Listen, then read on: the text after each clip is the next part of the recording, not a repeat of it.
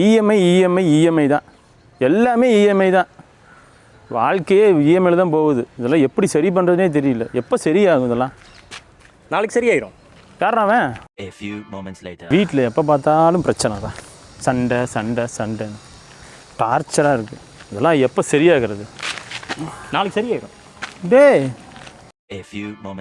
Office ஃபுல்லாக ஒரே pressure, காலையிலேருந்து ஈவினிங் வரைக்கும் ப்ரெஷர். என்ன பண்ணுறதுன்னு தெரியல. இதெல்லாம் எப்போ சரியாகிறது? நாளைக்கு சரியாயிடும். ஆனால் இங்கே பா, நானும் பார்த்துட்ருக்கேன். டென்ஷன் ஆகாதீங்க. புது வருஷம், புதுசாக யோசிங்க.